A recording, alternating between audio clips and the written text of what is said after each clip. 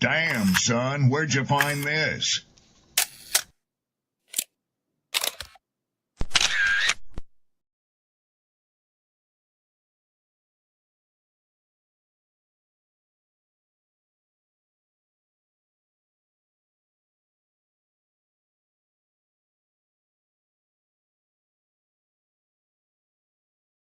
People don't be offended by the truth. They be offended because you called out the truth. Simple as that. They don't want to hear any other narrative that makes them look bad. One thing I can't stand at this big grown age is somebody who act like cause and effect does not exist. Like, yes, your actions caused this outcome. Yes, what you did lit the match. Like, why are you surprised and playing victim? Guys, Chico, they never lie. That's how you know somebody doesn't respect you. They listen to reply, not to be understood. They cut you off. They minimize what actually matters to you. They laugh at your boundaries, and then they call you sensitive when you try to hold the line. They show up late. They cancel last minute, forget the things you've told them, because in their world, your time, your energy, even your voice aren't a priority. They're just an option. You see, there are two kinds of people. Those who adjust when they realize they've actually hurt you, and those who expect you to adjust so they don't have to change. You don't need to be disrespected loudly to be disrespected deeply. Sometimes you'll see it. It's just in their tone, in their patterns, in the silence after you're known. Respect isn't what they say when they're watching. It's how they act when they think you'll tolerate it. By examining his own attitude towards the possibilities of peace, towards the Soviet Union, towards the course of the Cold War. Art muscle. It was a way of making me feel that they were a part of me. You see it on the bridge. Wait, how they get it? If the government had to change the screw in the bridge, they had to shut it down. They got state troopers out there. They got lanes closed. They got their strange machines. How did they get up there? Yo. Good evening, people. How's everybody doing? Happy hump day. We are here. We are alive. We are healthy. I hope all is well. Shout outs to our poets, writers, producers, actors, singers, dancers, content creators. Shout outs to the subscribers, the new incoming commenters, friends, family, loved ones. Thank you all for being here with us. I humbly appreciate your time, your input.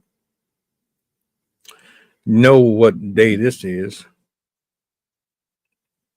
This is one of those particular segments out of the week where we get away from the Hollywood stuff and the emotional stuff, and we kind of get into more. I won't say it's any different, but it's definitely a direction that we don't really acknowledge a lot of. And I got Sydney in the build. I'm gonna bring her up. You already know the energy. Like, share, repost, let the people know we on. I'm gonna turn it over. I'm gonna be in the comment section with the good people. Back and forth, in and out, you know what I'm saying? So do me a solid, make sure you show some love, questions, comments. I'll make sure they get highlighted. Let me bring this up here real quick. What's up? Hello. How you doing? I'm cool. Nice little brisk evening. What's the word? How you feeling? Pretty good. Just right before this, my kids pulled down our shoe rack, so that we had a whole shelf pulled down. But you know, such as being a mom, that's the type of stuff you're going to get with having a kid. As a joke little poem that I wrote, sugar and spice can't have anything nice.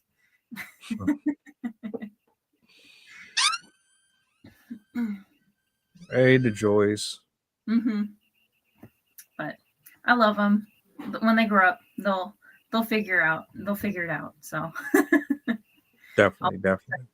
poke fun at them for it. So it's okay. Well, look, we're here, and I'm definitely interested in hearing how you feel about this, like what's going on in your brain. I will definitely be asking questions. You will see a lot of them. I will be narrating and moving in and out of these interwebs. So I'm going to turn it over to you. Matter of fact, let me see some, because for whatever reason they be messing around and they're still doing it. I don't know why they do this. I'm gonna come back to that.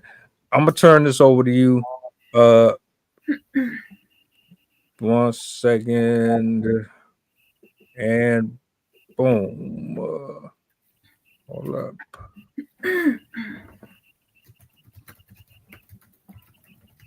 All right. So for today, we're going to be talking about the housing affordability crisis. I really, really wanted to address this problem because, one, this is a really serious problem that I don't think people really realize just how bad it is. But also, it's one of those things that can affect everyone.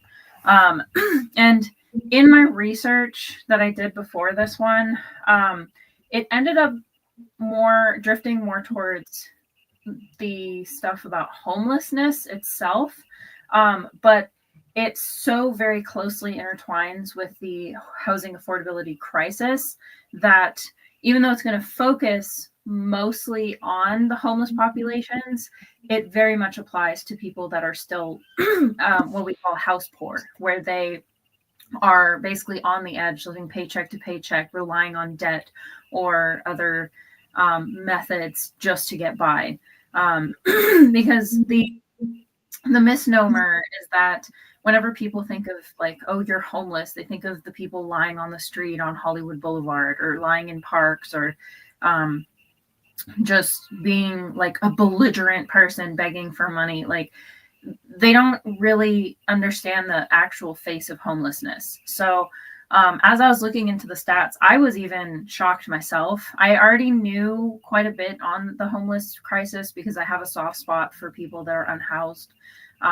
It's conditions that no person should be subjected to, especially in a supposedly first world country. So I'll be talking a lot about homelessness and how it happens and how it intertwines with this affordability crisis that we're currently experiencing here in the US. And this too is not just limited to the United States. Europe and China, Japan, a lot of these as first world countries are also experiencing similar issues, just in different ways. One of the ones that I won't talk much about it, but I just thought I'd mention it. Japan's homelessness crisis I find fairly interesting because they because of the way that it's been made kind of illegal. The people that are homeless are essentially like invisible to society, and a lot of them just like live out in the forest or just like live permanently in these like little motels that they have. And they call these people hikikomori. So if you're ever interested in homelessness in other countries, it is very interesting to learn about homelessness in other places as well, because it does have a different appearance than it does here in the United States. But overall, I'm sure most people are familiar with how goddamn expensive it is to live here in the United States. The median rent overall is, let me pull it up. In general, most places fall between 1,500 and 2,500 for rent, but it can go as high as 3,000. Some places are lucky to be as low as 1,000, but most of those states are the places that people don't really want to live in as much, like the Dakotas, Arkansas, Oklahoma. No offense to anyone that lives there, but they are very the population is not nearly as dense as it is in other places. The highest density of homeless population is in the states that you probably would have guessed: California, Hawaii, New York, Massachusetts. In California, I believe we have the highest number of homeless individuals. And in New York, it's the highest per capita, so the highest percentage per population, which should not come as a surprise. Hawaii is also the same as New York, where they have the highest percentage per population, which again makes a lot of sense given the fact that Hawaii is wildly expensive and it's a tiny island. So not only do you have poor access to affordable housing and you're competing with all of the vacationers, but you also have very limited access to building anywhere else because it's literally an island. And then obviously we know California has it's very expensive to live in a lot of the big cities. It's not as bad in like the San Bernardino area, the desert regions, the kind of mountainous regions. Although if it's picturesque, it's probably going to be expensive. If it's a big city, it's probably going to be expensive. Here in San Diego, just from my own personal experience, we've toyed with the idea of getting a home, but we cannot afford a home out here. We're lucky to have access to military housing because we would have to be making probably double what we make right now just to be able to get a modest size house. Like literally the only thing we'd be able to afford right now is a 1-bedroom house. And that is ridiculous. You cannot live in a 1-bedroom house with 4 people. So it is a great challenge for people to be able to access housing. And yes, the rich are buying out natives. It's also not just the rich, but corporations. Corporations like BlackRock. There are other corporations that I think Vanguard is another one. They're notorious for buying out entire areas of homes. One of the most, to me, saddening examples of this is when there are wildfires. Oftentimes the people whose homes had been burned to the ground cannot return to the properties that they once owned, because once those fires destroy everything, the land evaluators, I forgot what they're called, they come out and they reevaluate the cost of the land and they basically up the price. And so it becomes unaffordable for people to move back to the place that they've always lived in. This happened in Paradise, California, the one that happened in 2018. This has happened in Altadena. This has happened in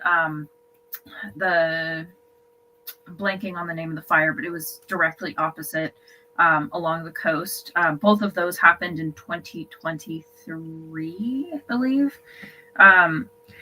But it happens a lot where people get pushed out by a disaster. This also happened in Hawaii. We heard about it with the Lahaina fire as well, where a lot of people that were natives and had lived there for generations were not able to move back because people came and took up plots. I mean, we all probably heard the fact that Oprah purchased over 1,600 acres of land over the span of like 10 years or something. She first bought 1,000 acres first, and then I think she bought another 600 after the Lahaina fire. And I remember there was a lot of conspiracy theories that she started the fire, which is not true. But it's still a very real problem. Yeah, and Dwayne Johnson as well. It's a very real issue, and it's another example of this really intense disparity between the rich and poor. How people are struggling to even pay for an apartment or for a one-bedroom house, or even are living with 3 generations of family members just to afford a single house. Meanwhile, we have wealthy people that have like 3-4 vacation homes that they spend maybe a week at a time in. They have one in the Alpines, they have one on an island, they have another somewhere else, and everyone else is just struggling to get anything. So I started to compile a lot of facts, and as I said, I was pretty shocked actually. I knew the homeless crisis was pretty bad, but the statistics are just mind-blowing to me. From 2023 to 2024, homelessness has increased 18%. And this includes both the sheltered homeless and the unsheltered homeless. Unsheltered homeless is what you would typically think of as a homeless person, someone living under a bridge, someone living in a park, someone sleeping on a park bench, and having no place to go. Whereas a sheltered homeless person are people that have a place, but it's not theirs. So they might be sheltering with a friend, living couch surfing. They might be living in a motel chronically. They might be living in a storage unit, living in their car. There's a lot of ways that somebody can be homeless without actually living on the street. But we've had, and this, granted, keep in mind, this is reported. This is 18% of people that they found in a survey. People go out and they count homeless people and they see how many people are out there. They do it based off of like people checking in for services, people reporting it on taxes or whatever. So there's probably more because you're not going to catch everybody. So it is likely that there could even be a higher rate of homelessness than they're even finding and reporting. But the general accepted statistic is about 18% of an 18% increase from 2023 to 2024. And sadly, the number of children experiencing homelessness grew by 33% from 2023 and 2024. There are almost 150,000 children that are living in homelessness. And first-time homelessness has increased 23% since 2019, which is also quite shocking because typically, or more traditionally, people who are homeless are chronically homeless, like their parents were homeless, they ended up becoming homeless as a teenager, maybe they got a house and then they lost housing again. But the first time homelessness has increased almost by a fourth. And just to also give you numbers, there are in the United States right now, there are roughly 770,000 homeless, sheltered and unsheltered people. More people that kind of thankfully are considered sheltered, so they do have a place to go. But it's like 60-40 just from looking at the chart. And even the people that have homes, as I said, are what we're calling house poor, where they're living paycheck to paycheck or they're living on debt just to be able to get by. And as you asked, this has nothing to, I mean, don't get me wrong. There are people that are lazy, but the majority of people that are homeless, that don't have a place to go, that are unsheltered homeless and have somewhere to go, a lot of these people are working 2-3 jobs. There was one interview that I saw recently where she was saying she's making more money than her and her husband ever have in their lifetime. And she was living in a tent in the forest. And she did that because she couldn't pay for food. She couldn't pay for her car. She couldn't pay for any of the necessities that she needed because all of it was going to her house. There's a high percentage of people that are spending 70% or more of their income on just housing. And we all know the cost of everything else, the cost of owning a car, the cost of insurance, the cost of food, the cost of necessities, having to, like, you need to have good hygiene to get by in life. You need to have proper clothes. If you're working, you can't show that you're poor because they'll fire you just because you look poor. There's a lot of demands that we have to do to get by. And not to mention all of the bills that you have, electrical and lights and heat and gas and air conditioning and all that stuff. It's incredibly expensive just to live. And so if you have a house, this is magnified, because then you're also going to have to pay for landscaping, because most areas, if your house gets out of order in the front or the back, they'll come and take your house. They'll come arrest you. They'll do all sorts of things just to make sure that you have a nice looking house. And it like some places now, there's a huge rise in HOAs, housing something associations, where they basically mandate what your house has to look like, what kind of concrete you're allowed to have, what kind of color you're allowed to paint your house, what kind of tiles you're allowed to have on your roof. It gets really ridiculous. That's a whole other can of worms. I could totally talk about it in another episode of just how insane some HOAs are. Like, your plants have to be a certain height. You have to have a certain, like, it's ridiculous. But again, it's there's so much there that I could spend the whole episode just talking about how stupid HOA is. And they can be really, really bad.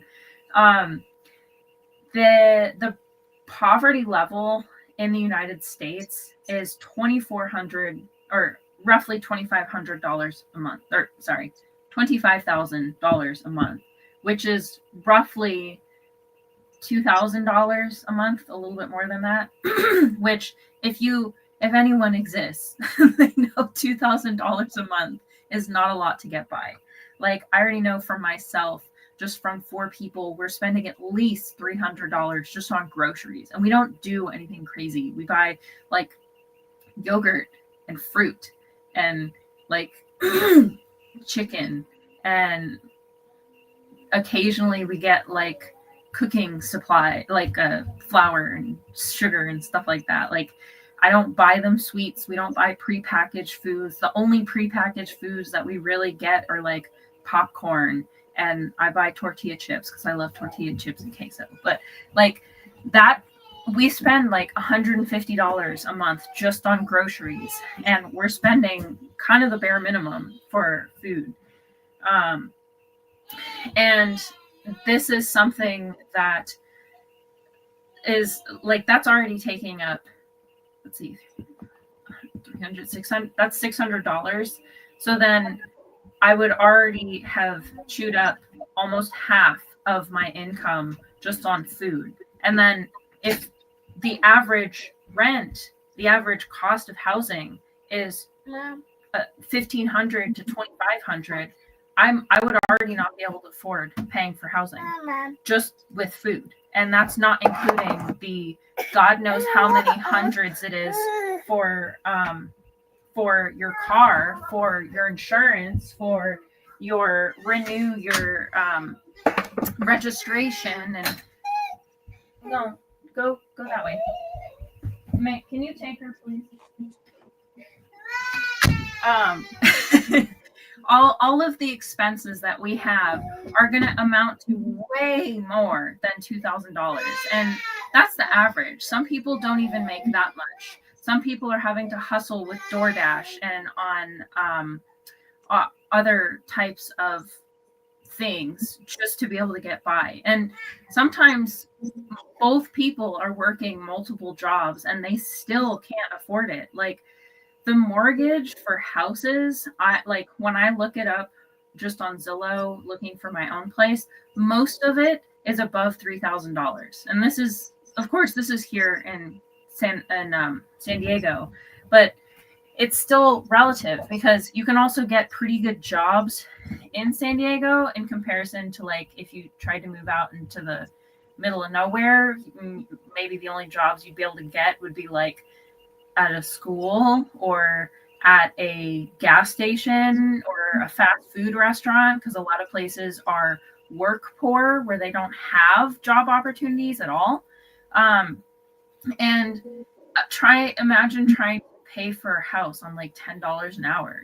Like, we all know how little teachers are paid, how little fast food workers are paid, how little store workers are paid. Like, these people are working, they just aren't able to afford what's available to them. And part of this problem is because there just is not homes available. It is very, very difficult. Let me find the stat. To find access to homes at all. On average, only 35 affordable and available rental homes exist for every 100 extremely low income rental households. So there is a plethora of expensive homes, but for low income families, there's only 35 out of 100.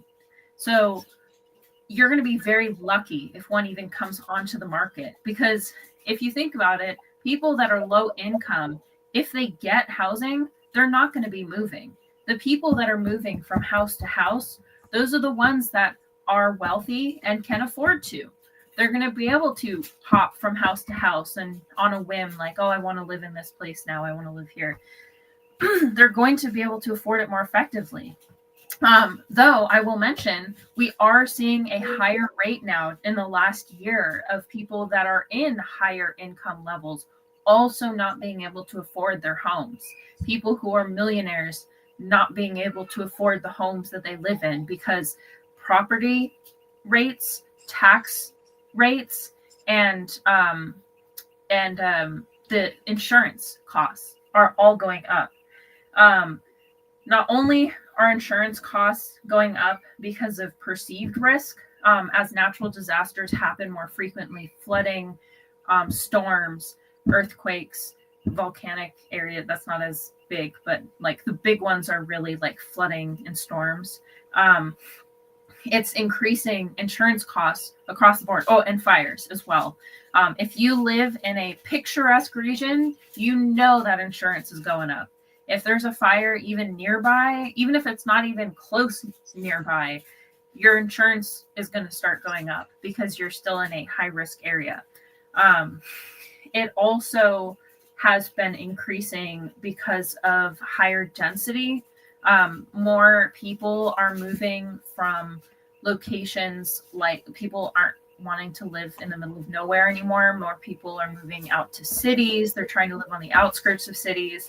And so as higher density, as places become more dense, you're going to have reduced availability of homes, because as more people move there, they're going to be like, oh, everyone wants to live here. Let's increase the prices. Let's jack it up, because we know everyone wants to move here.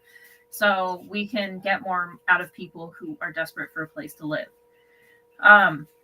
Not only that, but the destruction of a lot of properties, both through natural disasters and through natural decay. A great majority of a high percentage of homes were built between the 50s and 70s. And a lot of them are starting to age out.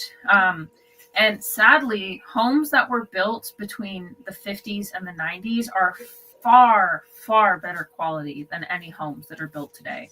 If you ever want another can of worms, if you ever want to get into it, looking into the quality of houses built after like 2015, it's terrible. Not only because like wood is becoming increasingly hard to get.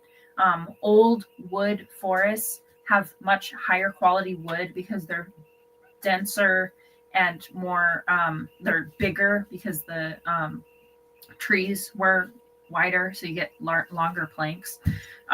They were far, far better quality than what we have now. Like most houses are built with like plywood and just really, it's really bad quality. There's so many videos out there of contractors and like the home inspectors going in just to show how poorly built these homes are. Like literally holes in the wall. You can pull up the plywood, nails sticking out through the wood. It's, again, another can of worms, but it's definitely worth looking into, because if you're interested in buying a house, you have to know what you're getting into. There's also a huge mold issue going around where a lot of homes are being found with black mold, which is deadly if you breathe it in, or it can be. Water damage, lots and lots of issues.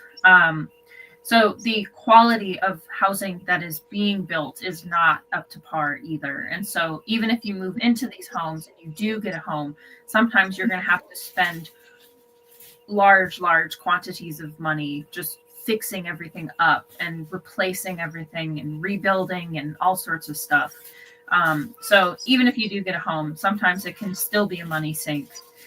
And then, as I also mentioned, the competition for the remaining good homes is going to allow renters and landlords and home sellers, realtors, whatever, to increase the rates, because they're like, yep, this is what's available. So even though it's a 2-bedroom house, we're going to do $1 million, which is crazy. And if you ever compare pricing to homes, 2000, like, just look at the prices in 2005 to now, and it's crazy. You could have gotten houses for under $100,000, and now if you get a house under $100,000, you can guarantee it was some like trap house at some point, and it's like literally the most disgusting thing, and it's gonna have to be torn down and completely rebuilt.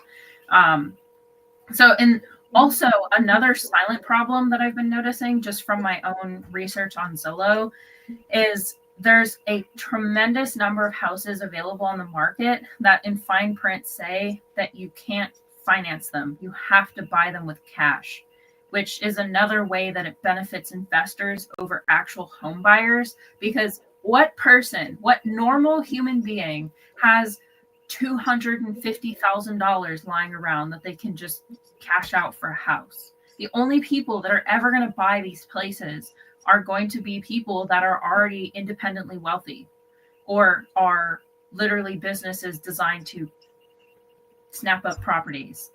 So there's a lot of factors that are making it incredibly hard for any normal person to be able to get a house. Back in the 60s, 70s, 80s, a single family would be able to buy a house with one person working. You could literally have somebody working a factory job being able to still afford a house if they saved and managed their money properly. But nowadays, not a chance. You'll never be able to. And again, some people that have extremely good jobs still can't. Some people are spending $4,000-$5,000 a month just on housing. There's a YouTuber that I was watching that she panhandles on the internet basically. She spends $25,000 a month on her house. The disparity is so wild nowadays. But the other complicating factors is the fact that everything is more expensive. Healthcare, property tax, car costs, food, everything. With everything going up, that's now tacking on to the already unaffordable cost of housing. And we are already also seeing a extreme lack of jobs, people applying to thousands of jobs and not being able to get a single callback, or they get a response and it's like, yeah, sorry, we're not hiring anymore.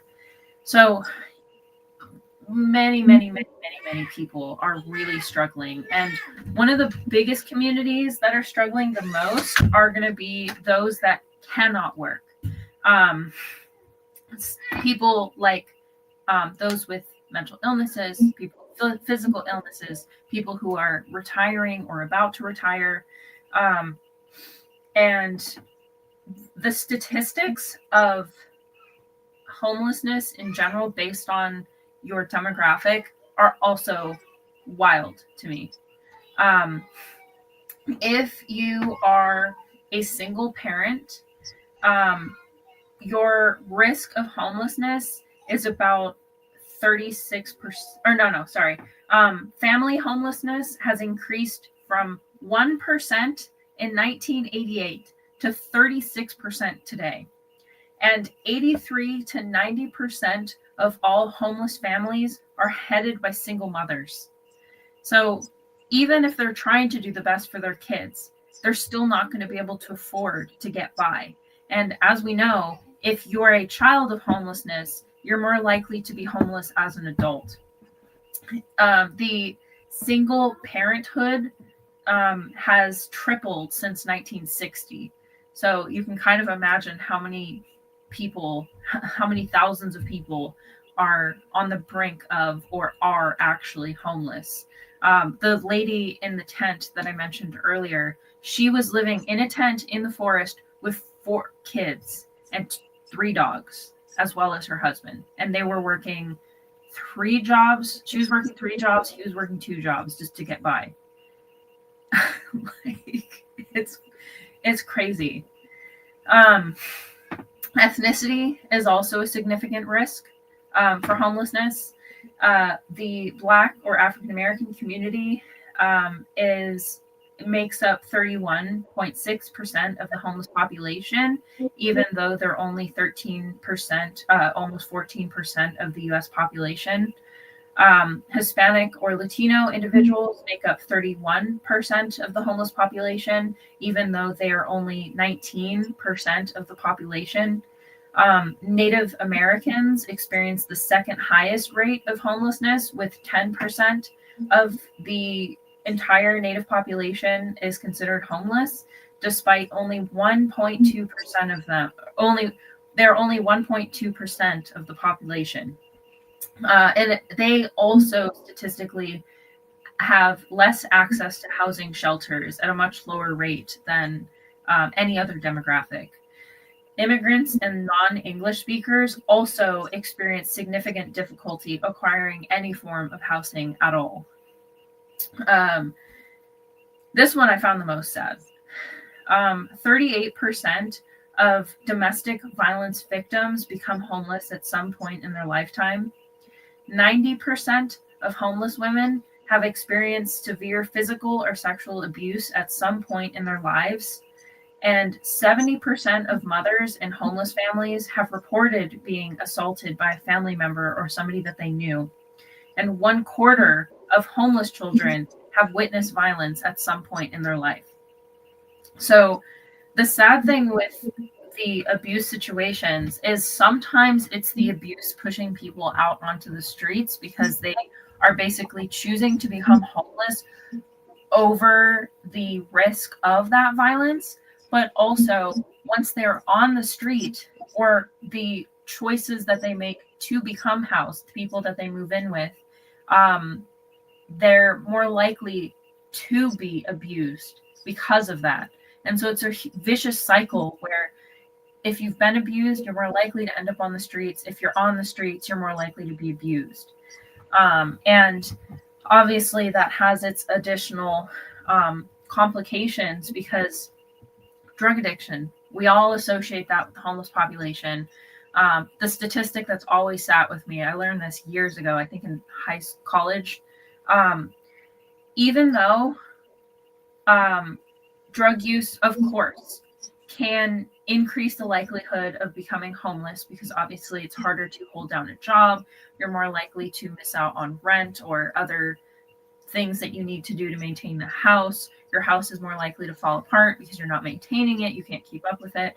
But statistically, more people start using drugs and alcohol to cope with them being homeless, and don't actually start off as an addict. They end up as an addict because they ended up on the streets.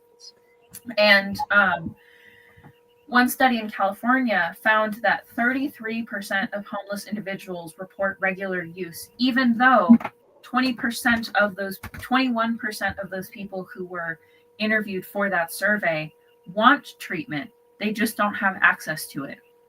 So even though a lot of the people on the street don't actually want to they obviously they don't want to be there, but they don't want to be using the substances. They feel like they have to, because one, I can't even imagine, like, I don't want to imagine the type of stuff that people are exposed to. Watching people die, watching people be abused, them being abused themselves, not having access to food, not having access to warmth or kindness or healthcare, anything really. They don't want to use, but they use to escape. I mean, I can understand that. I had an issue smoking, and obviously that's a minor addiction in comparison to something like fentanyl and stuff like that. But I had my own minor addiction when I felt like I had nothing going for myself in my life, and it was hard for me to quit, because it was just the only thing that made me feel good. And so I can totally imagine why somebody would turn to alcohol or drugs to escape that type of situation, just to forget that they're there for just a little bit. And sadly, this makes it so drug overdoses are the leading cause of death for homeless individuals, which is incredibly tragic, especially the fact that most of them probably don't want to be doing that. And not only is it also is another vicious cycle, because even if they want to get out of their situation, oftentimes they can't, because a lot of housing programs require sobriety as a prerequisite. And so you basically have to stop using drugs and alcohol to access the services that can help you not be homeless.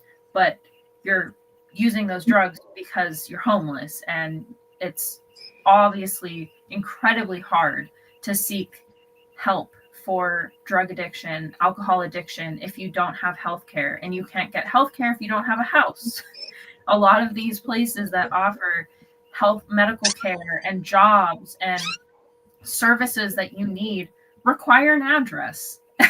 And how are you supposed to get this care if you don't have an address? So it's ridiculous that there's these programs available, that there's ways out, but the access to the way out is not accessible to people without a house. It's crazy. Another incredibly vulnerable group are people with mental illnesses. And again, another vicious cycle, because if you have a mental illness, if you have a chronic illness that especially ones that prevent mobility or increase your healthcare costs, you're more likely to become homeless. If you aren't able to work, you're more likely to become homeless. But also, if you end up on the streets, not only could it exacerbate existing problems, obviously it's not going to be good for your mental health, it's not going to be good for your physical health, but it can cause these things too.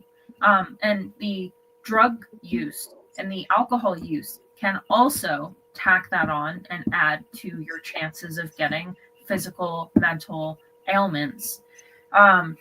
Roughly 25 to 30% of homeless individuals have a severe mental illness, such as schizophrenia. And I believe schizophrenia is one of the highest, one of the most likely conditions, or like one of the most frequent conditions of the homeless population, because of how it affects the mind. For a little background, schizophrenia increases your risk of violent behavior. You have delusional thinking. You can be very suspicious of people, and your mind basically tricks you into believing that like the thoughts in your head are real and are telling you what to do and whatnot. And so you're more likely to make questionable choices and again, end up on the streets, because it's hard for you to manage everything else in life. They're more likely to have hygiene problems. They're obviously more likely to have mood issues, that all of which can make it difficult to have a job and maintain a property. They also found that more than half of homeless individuals or marginally housed individuals have had TBIs, traumatic brain injuries, which far exceeds the rate of the general population, which to me is horrifically sad because you can't prevent that. Most of these people probably didn't get a traumatic brain injury just because they made a stupid choice. Like, it can come from a car accident. It can come from being in certain sports. It can come from being a military veteran. It can come from just an accident or even something that your parents did when you were young. Or abuse. So they also are more likely to end up homeless. Half the homeless population have a brain injury. It's crazy. As I said, these conditions also contribute to substance use because people with mental illness issues, people with chronic pain related physical disabilities are also more likely to turn to drugs to cope with this pain, to cope with the mental issues. And again, it can also increase your risk of developing these things because we all know how drugs and alcohol affect your body. They can cause chronic issues with your liver, with your kidneys, with your lungs, with your heart, with your skin. And that's exacerbated by the fact that you don't have access to healthcare. You don't have consistent access to medication. You don't have consistent medical care check-ins. Like, when you have a chronic disease, oftentimes you have to keep going back to the doctor over and over so they can keep checking in on you and making sure that you're making progress and making sure that you're still doing the things that you need to, and have procedures done to check your body and make sure that things aren't progressing and whatnot.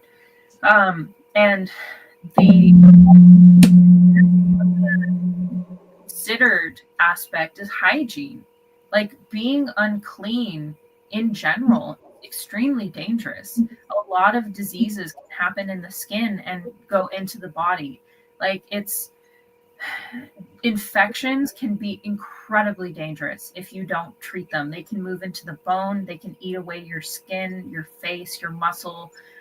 It's horrific. Like, this is types of stuff that people in war zones deal with, people in third world countries deal with, that we humans used to deal with in the 1900s. Like, this is why a paper cut could kill, because infections are incredibly dangerous. We're just so far removed from that world that we don't, as Americans, we don't recognize the severe risk that there is. You can even get a cold that can turn into a brain infection. Like, there's so many different things that can happen just from a minor infection because you don't have access to cleanliness, to soap, to clean water.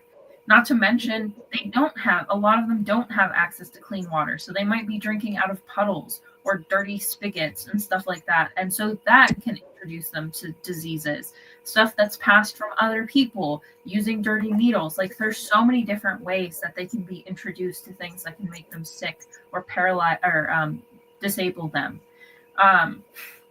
Another group, which ties into what we were kind of talking about, are veterans. Veterans are at increased risk because of the intersection of all of these issues: the mental health, the chronic illness, the physical injuries, the TBI injury, traumatic brain injuries, and their age, because a lot of them are at advanced age, because a lot of them might have physical injuries, because they have a lot of them have a hard time translating military skills to real world skills. A lot of them end up unemployed. I believe, if I remember correctly, like 25% of veterans end up being unemployed chronically.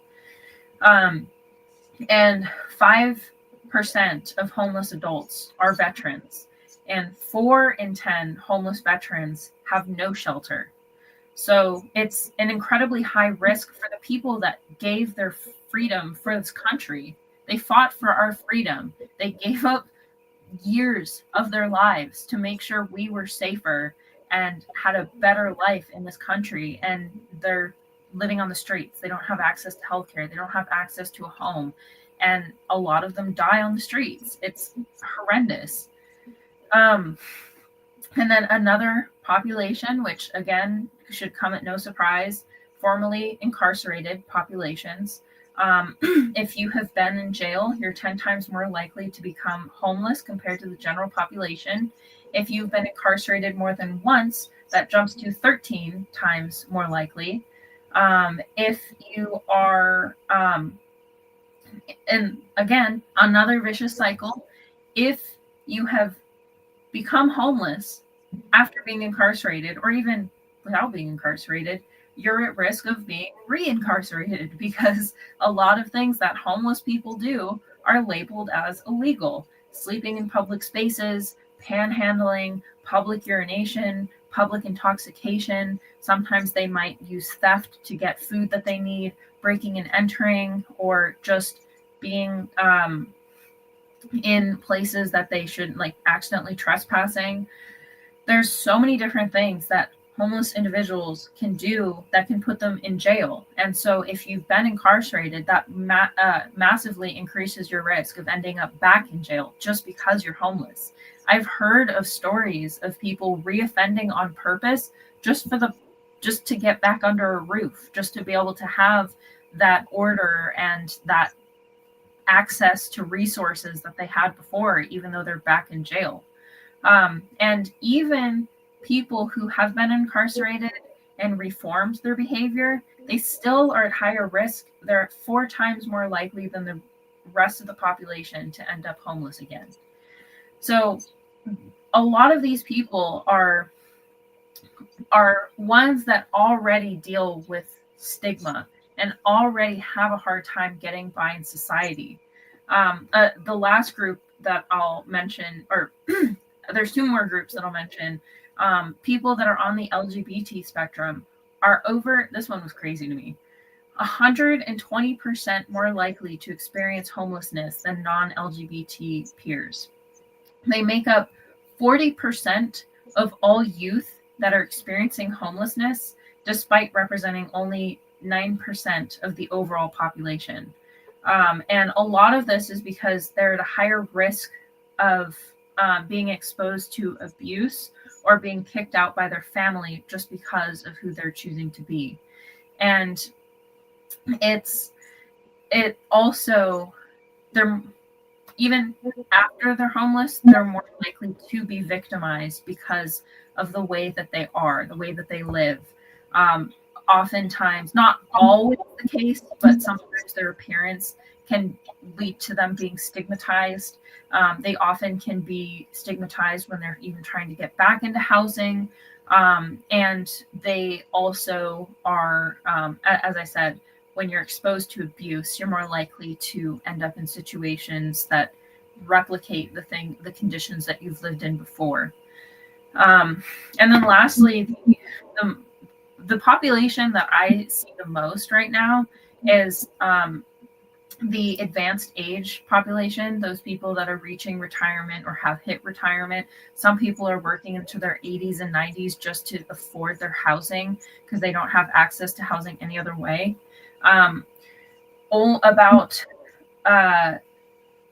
The share of people who are 55 and older experiencing homelessness has increased 6% from 2023 to 2024. And currently they make up about 20% of the homeless population, which is crazy.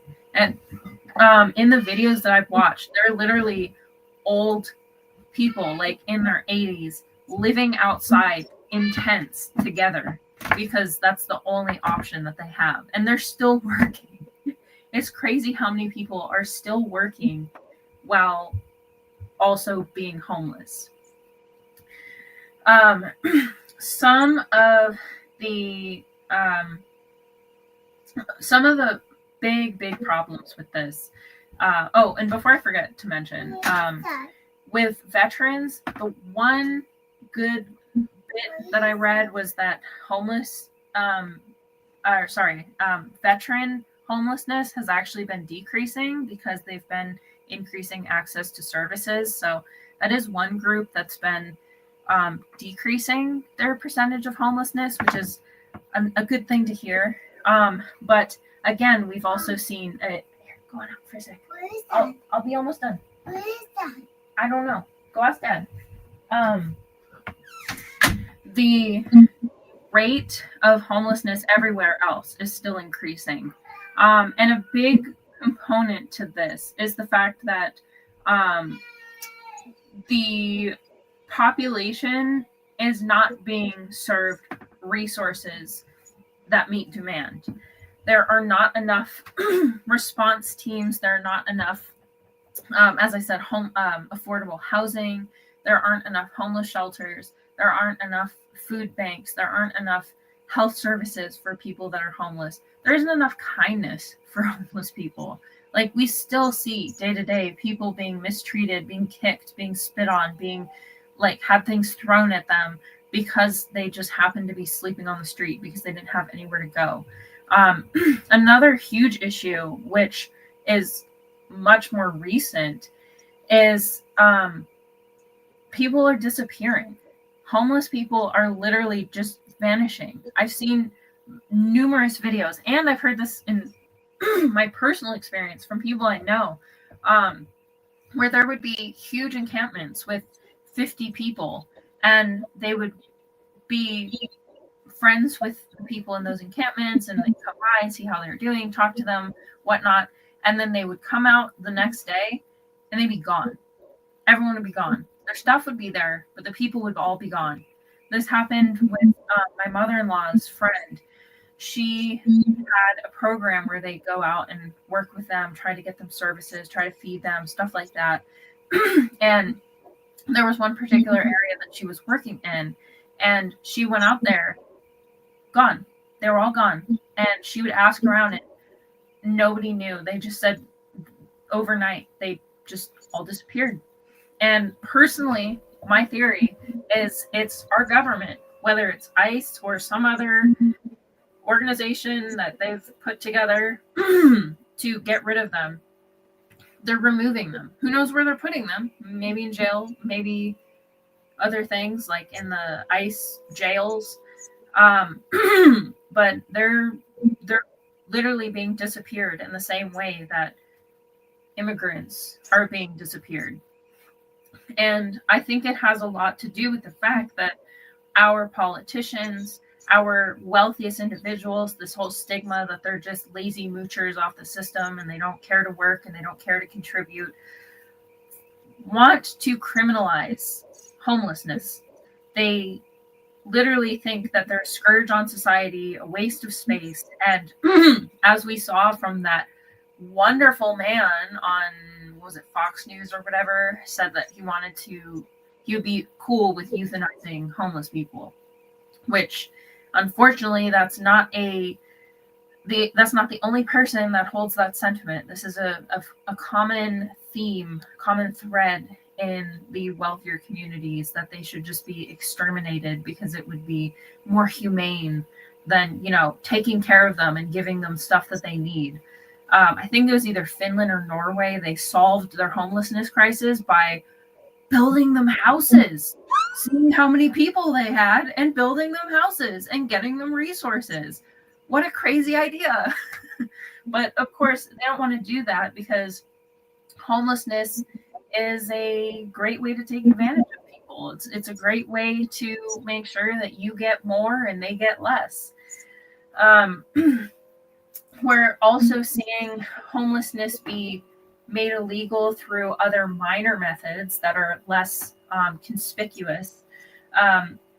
They're using in a lot of places what's called hostile architecture, where instead of putting out full benches, they'll put out just like seat-sized benches, just like chair-sized benches. That way people can't actually like lay down on a bench and sleep.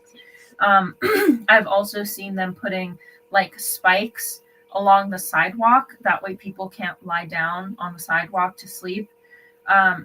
Or even, I've even seen it on like benches, which is crazy. I also, as I just said, we shame people who are unhoused and blame them for their condition, even if it has nothing to do with them. We say that they're not working hard enough, even though they're working 3 jobs and still door dashing.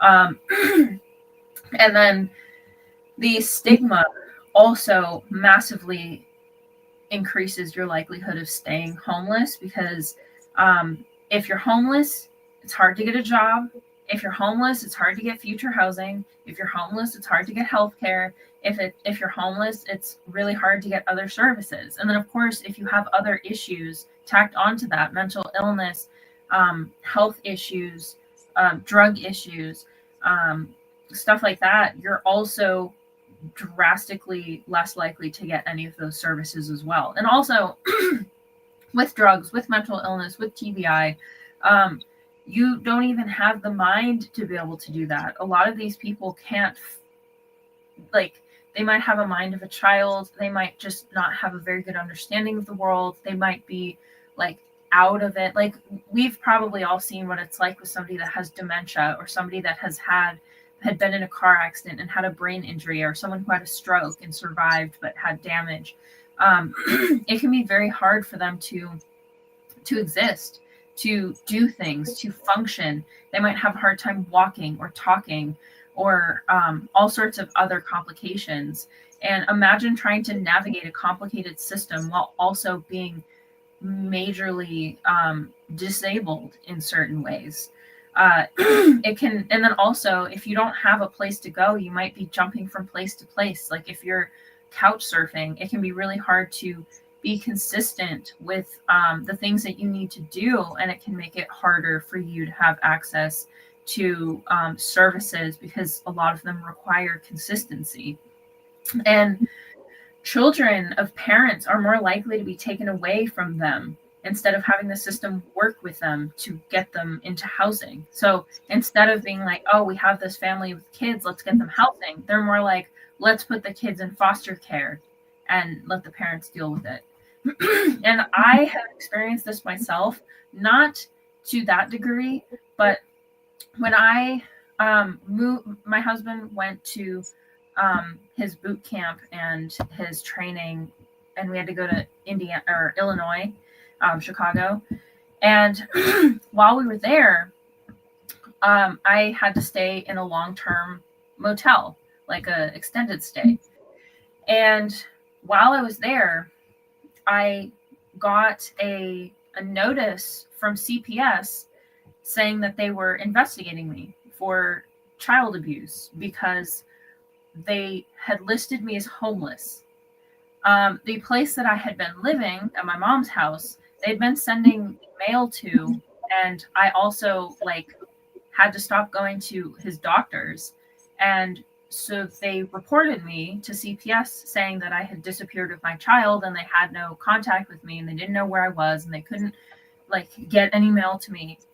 And so they had been searching for me, and then they finally found me in Illinois. So they issued me a thing, and I had CPS show up at my door to make sure that I was taking care of my kid. And it ended up turning out just fine for me. Obviously, I still have my kids and everything like that. And it was kind of a humorous experience in one respect, where the CPS worker showed up, she interviewed me, she interviewed my kid, she saw where they're living, she saw how I was dealing with him and everything like that. She's like, I don't see any problems here.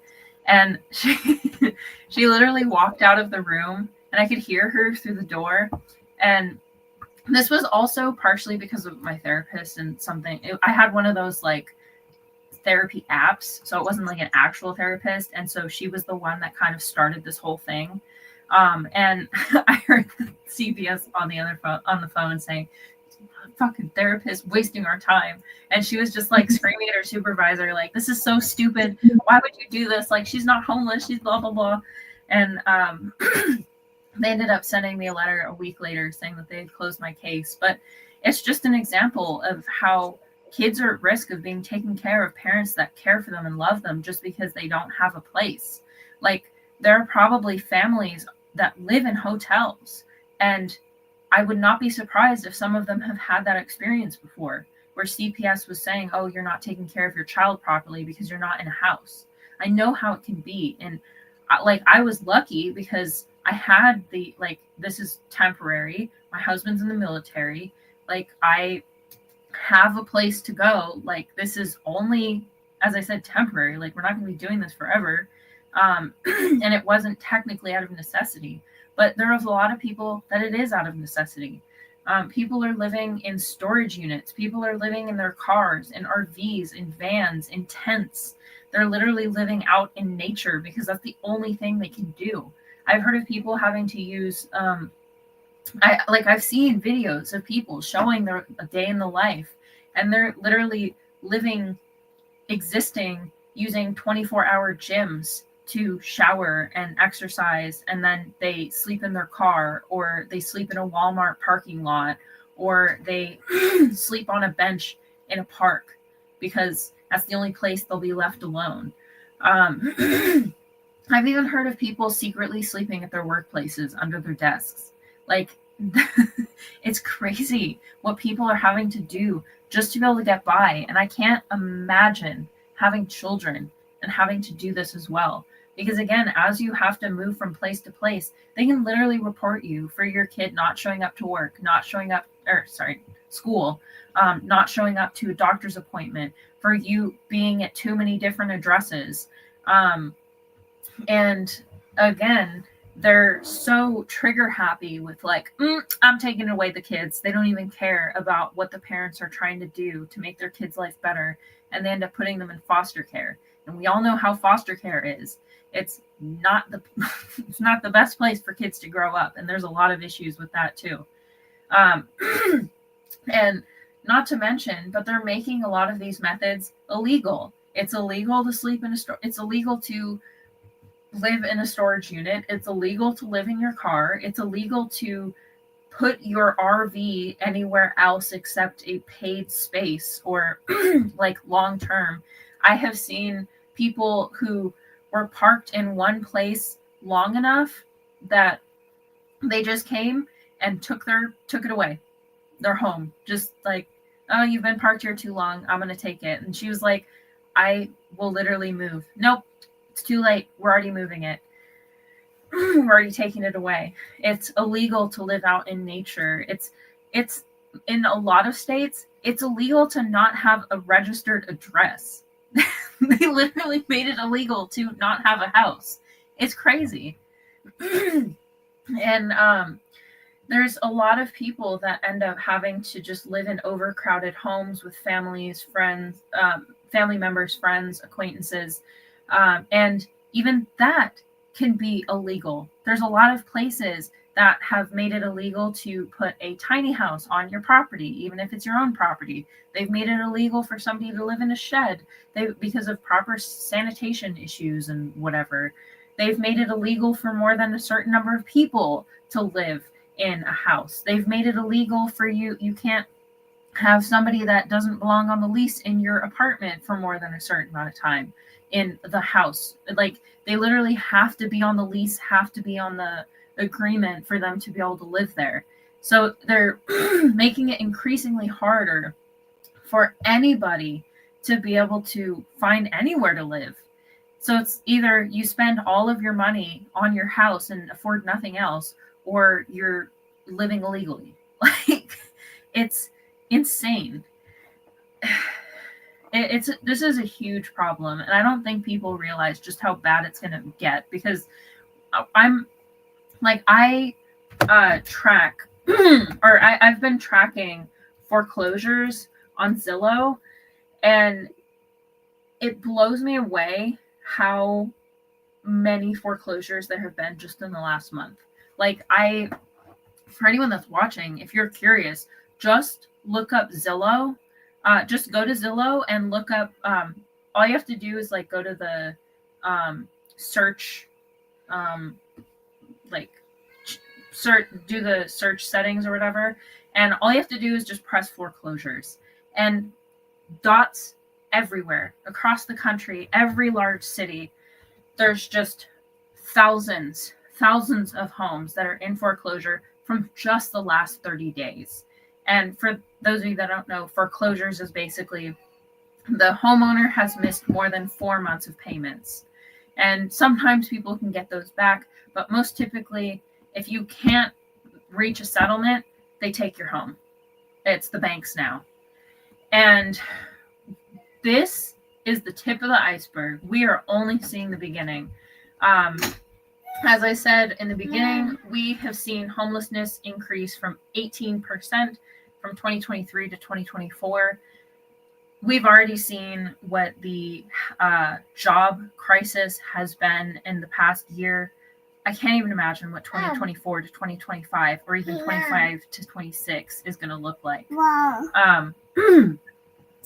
And as I said, there's nothing in it. I'm sorry. The poverty level starts at about 24,000, and I think the median income for people is about 50,000. I think. Go get water. It is her nap time, so she's just gonna be grumpy. But currently, let's see, what number is that? The number of households spending 50% or more on their income has increased, has roughly doubled. So people are already not able to afford their housing costs, even with a job. So we've already seen hundreds of thousands of people losing their jobs late in the past couple months.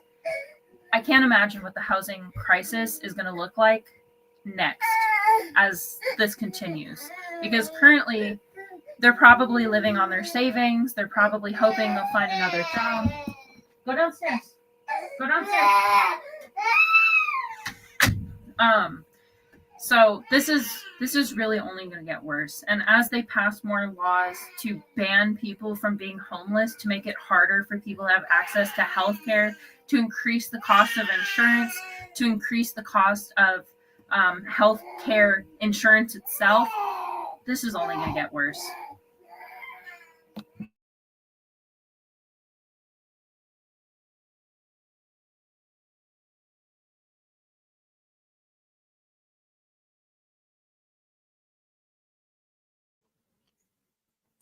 She unpacked a lot. I was in the background listening, and I told you I was going to be floating through here in the comment section. Yeah. I hate to say it, but I agree. It's not going to get any better. And I'm not really going to throw nothing else extra in there. I think you pretty much said everything that needed to be said here. I don't care if they call you frugal. Be frugal. Save your money. Invest. Mm-hmm. I don't know. I don't even want to be in the city, because the city is way too expensive, and they're exploiting the fact that it's a tourist attraction, and that's where all the fun is, allegedly. The museums, the clubs, the restaurants, all that stuff. So, I mean, hey, to each his own with that. But you did your thing. Thank you. And it's crazy because there was more stats that I could have even put in, but this was already a lot.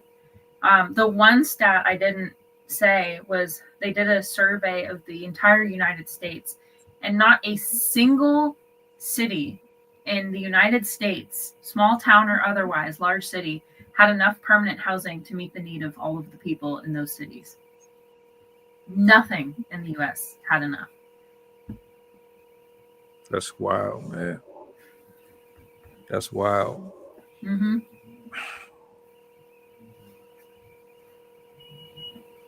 Yep. We can't do nothing for the people though.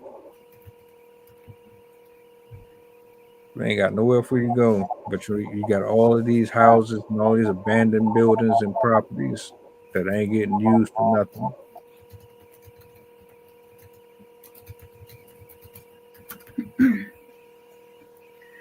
So it looks like the average salary of a person in the United States is $66,622. The average income you need to afford a house in the United States is $14,000 to $17,000.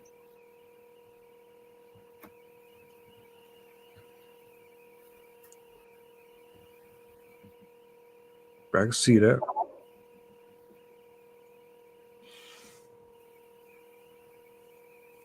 Take on 2-3 more jobs Per person. Yeah. Bring back child labor, make them work for their keep.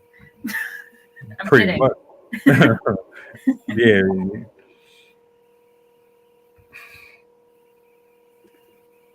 God bless America, man. God bless poor America. For real, right now, because there's a lot of people out here in this cold trying to make it work. And we complaining. Not us per se, but there's people complaining.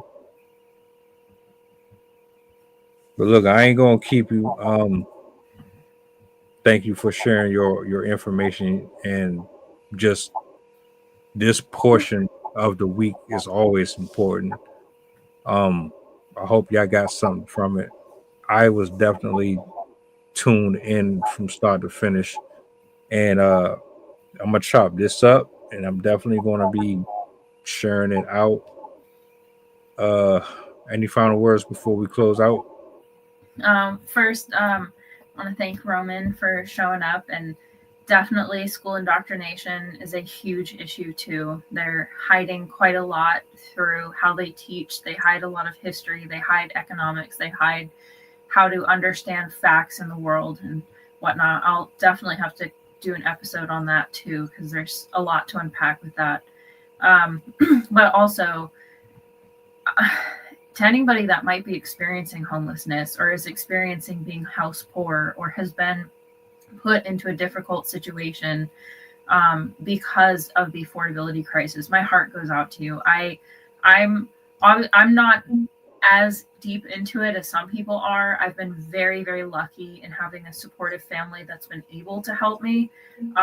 And of course, my husband's job also affords us a lot of resources that other families don't get. But I need you guys to know, like, my heart is with you. I feel how hard it is for people out there, and for anyone whose mental health is being affected by this crisis. I just want you to know, please don't give up. Your life is worth it. And I know this is a really, really scary time to be in, but even though it seems it definitely is going to get worse, I think it's going to get better in certain ways, because we are going to start realizing that we need to come back to community, that we need to stop funding all of these rich a-holes that are stealing everything from us. And we're going to start seeing in the coming years an increase in people supporting each other, people supporting their communities, their families, through churches, through local resources. This was something that people saw during the Great Depression. People started coming together to do farm cooperatives, to help each other get properties. As you brought up, there have been people that have been buying land so they can put housing for people, access to housing on their property. And there are still good people out there. This, of course, this isn't going to get better in one respect, but in another respect, this is going to bring people together. And I have hope that we'll start to make a better country, knowing all of this and seeing all the damage that the wealthy corporate greed has done to us. And so even if it does get difficult, I think it's going to create a new world that will be better for us, as long as we don't keep funding these people.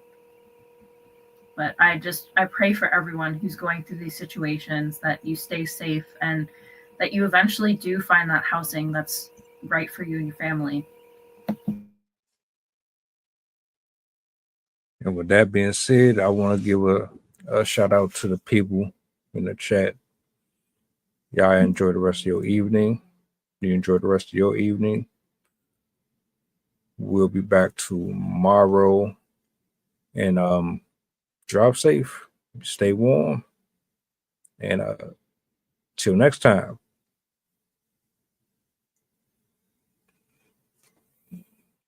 By examining his own attitude towards the possibilities of peace, towards the Soviet Union, towards the course of the Cold War.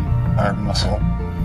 It was a way of making me feel that they were a part of me. You see it on the bridge. Wait, how they get it? If the government had to change the screw in the bridge, they had to shut it down. They got state troopers out there. They got lanes closed. They got their own strange machines. How did they get up there?